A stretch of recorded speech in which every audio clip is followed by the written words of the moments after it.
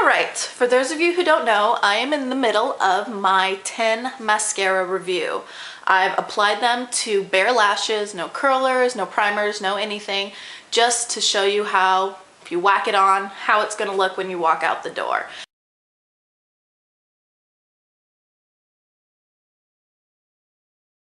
So if you want to see reviews for any of those, check out this same video, part 1.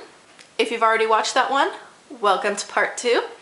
And let's get talking. The first one I'm going to talk about is L'Oreal Paris Double Extend Beauty Tubes Mascara. The name sounds gimmicky, but it really is beauty tubes. Let me explain. It's got the primer side, which I was really excited about. I purposefully went out looking for a mascara with a primer because I thought a primer you can use with any mascara, so it would be great to use on mascaras that maybe I didn't like so much and make them more usable. And then, you know, obviously you have your actual mascara side. The problem with this is the formula is so weird. It really is like putting tubes on your lashes. It's not one of the fiber extension ones.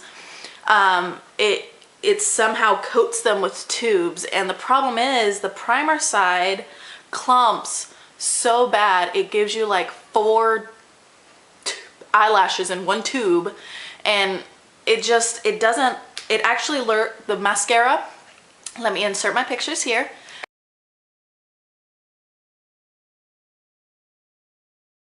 Actually looks worse with the primer than without it. The mascara end itself isn't that bad. It works pretty good. It does the same thing with the tubes, but it's not at all as clumpy as the primer side. It does a really good job of lengthening. It's a little spidery, but you do get a lot of length. You get some curl, you get some definition. So I mean, it's kind of like, it's good and it's bad. And the other thing is the removal. It doesn't come off with makeup remover. It only comes off with hot water, which sounds nice, but sometimes when you just want to clean your face with like a beauty wipe or whatever, it won't come off until you get in the sink with some hot water and kind of let your eyelashes soak in it. So I normally only wear this when I know I'm going to be showering to take it off.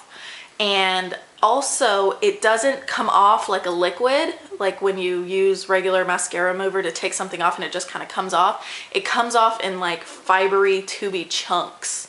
So, an interesting little product. I definitely don't like the primer side. The actual mascara side is kind of, I don't know, it's weird, it's interesting. Next one I have is the oh so talked about Tarte Lights Camera Lashes. Here is the brush. It's got a very densely packed little brush. Oh, so this has a natural brush. I like it. The formula is very, very dry, which I love because I feel like wet formulas just are a mess all over my face. So let me show you the picture while I talk about it a little bit. It doesn't really smell at all. It acts a lot like the Almay Get Up and Grow, except for it's much darker and more volumizing. So while the Almay Get Up and Grow is great, cheap alternative, the Tarte Lights Camera Lashes does end up looking a little bit better on your lashes.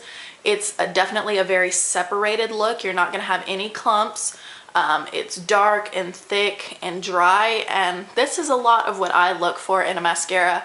But again, like I mentioned in the first video, it may not be as easy to see it from like across the room as something that's a little more clumpy, like their Real from Benefit. Is a $2 mascara called Mega Length from Wet n Wild.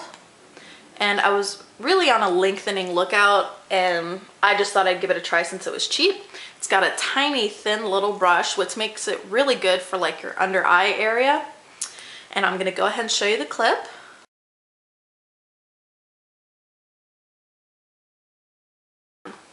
This is pretty poor by itself, at least on your top lashes. It doesn't give you any curl at all. It's really messy because it's wet, and then it's hard to get off when it dries on your face. It doesn't come off very easily with a Q-tip like a lot of other mascaras do. You kind of gotta scrub at it.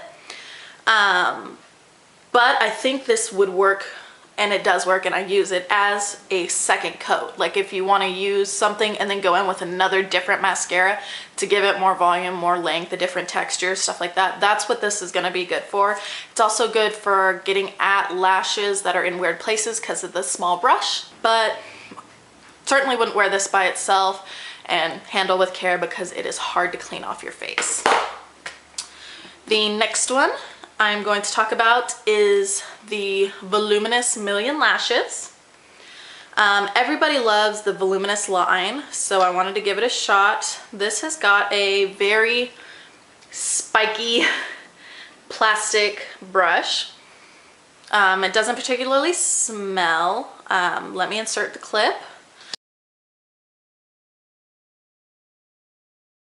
Is a little spidery if you apply too much, and ended up all over my face. I had those little black crumblies all over my face all day. I had people coming up and kind of swiping them off or like pointing at my cheek to let me know. And I don't have that problem with a lot of mascaras, so it doesn't do really anything great. So I mean, I use it because it's not bad, but when I'm wanting to look really good, I don't particularly use it. In fact, I'd probably pair it with that Wet n Wild. I wouldn't really wear it by itself. So maybe it's just this Million Lashes because the line has a bunch of different, you know, collagen and fiber and, you know, all sorts of stuff. So it could just be this one. But I certainly wouldn't repurchase this particular mascara. And last but not least is my Covergirl Lashblast. I can never say this. Covergirl Lashblast. And this is one of, if not my favorites. I hate the brush. Favorite mascara, probably second least favorite brush next to that 2D one. Looks like this. It's fat with tiny little spikers on it. It's got a really strong smell, which for me, because I work in a petroleum lab, is oddly comforting. For other people, it might be a little bit of a put off. But I really like it, and I think you get great results. I do have the waterproof. I don't know if I mentioned that or not, but this does a great job at everything. It makes your eyelashes black, makes them long, makes them voluminous, gives them a little bit of curl. This is a really good go-to.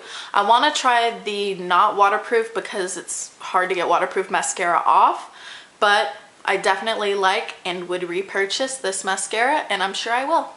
So that does it for my mascara review. If you have any comments or questions, leave them in the bar. Let me know how some of these worked out for you. And just because they didn't work for me does not mean they won't work for you. In fact, a lot of the mascaras that don't work for me, I give to my friends, and it makes their eyelashes look, I'm so jealous of how it looks on them because it made me look like awful. So don't necessarily swear something off because it doesn't work for me, but this is my experience and I hope it helps. So I will see you guys in the next video. Until then.